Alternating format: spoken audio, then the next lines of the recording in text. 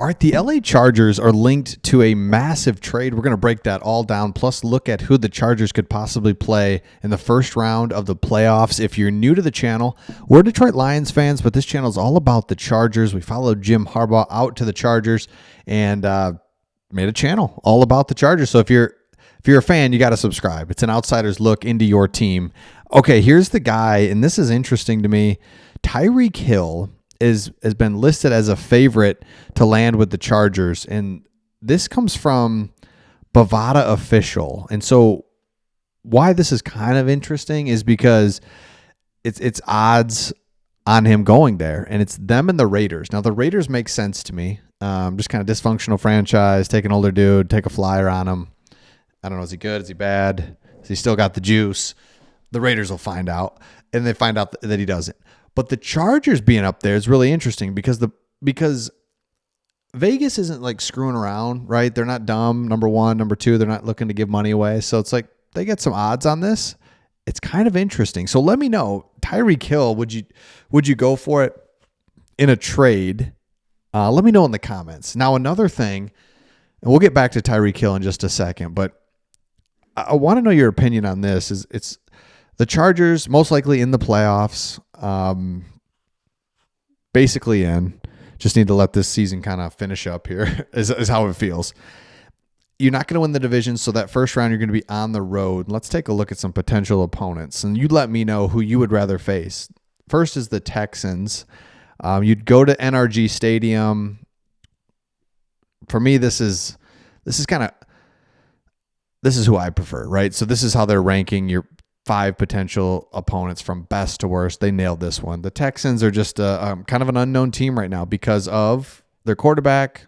Love that. Love the matchup with the Chargers there. We'll kind of go through these quick. Steelers, another interesting one because you're outside, but I love the matchup. 2 similar teams right now. The Steelers, the Ravens, the Chargers fit that physical, what everyone knows about those teams. So a great matchup, but I think you want this because Russell Wilson what is he? Chiefs, probably won't be the Chiefs. They're going to have the first round bye. Ravens and Bills. Yep, 100%.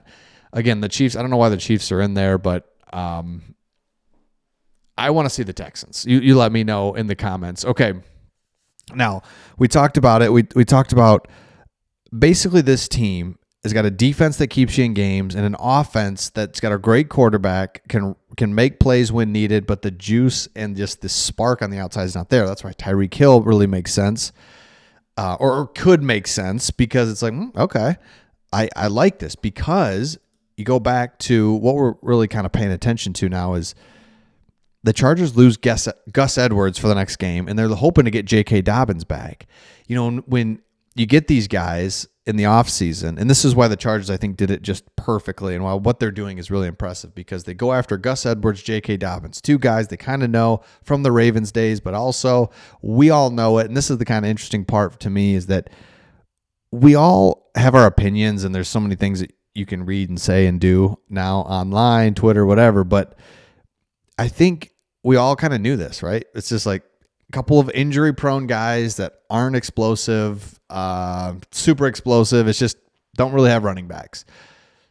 But that's what they wanted. They just had a Band-Aid this year and then make it happen. So we're going to look at some make it happen options here in just a second. But if you look at it, Gus Edwards, Denzel Perriman, there's some guys out. At the big deal is these aren't like season enders, but they're out for sure. Then you've got a lot of questionable guys. So it's that time of year. That's just what it is. Everybody knows it.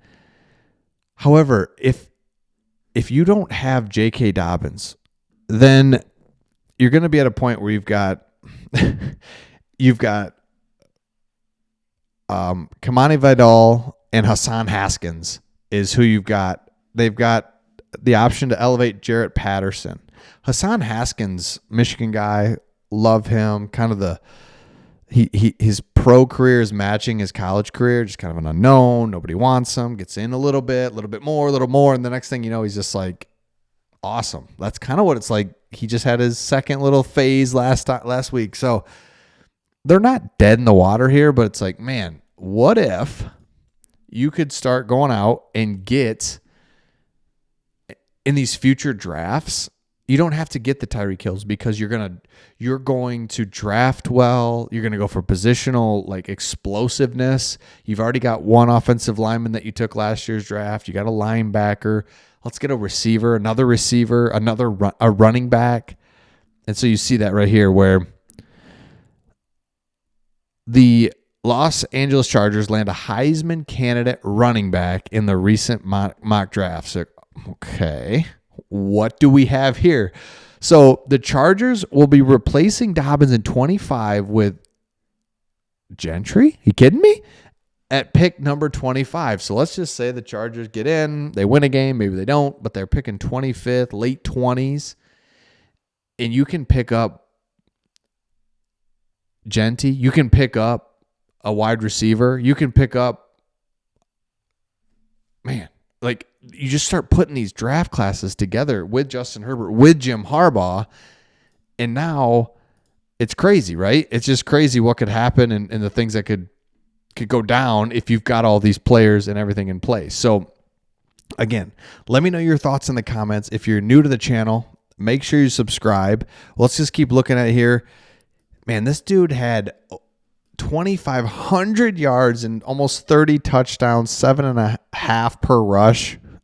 Unreal. For Boise State, which people talk about the competition, but like I think about his O-lineman. Is his O-lineman just 5 Alabama guys creating a whole? No. So it's like, man, I know he didn't play top competition, but he himself was on a team with,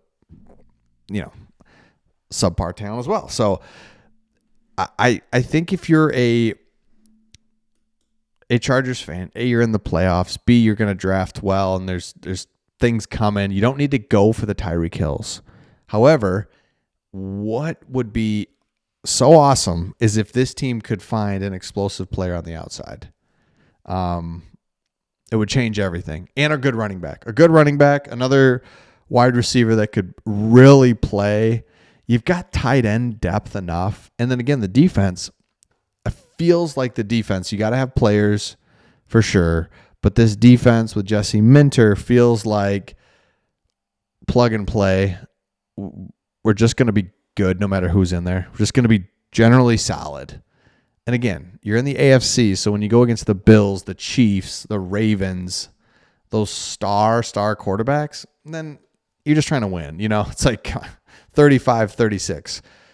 But other than that, I think we have a defense that can keep us in every single game. So let me know your thoughts in the comments, and we'll see all of you on the next one.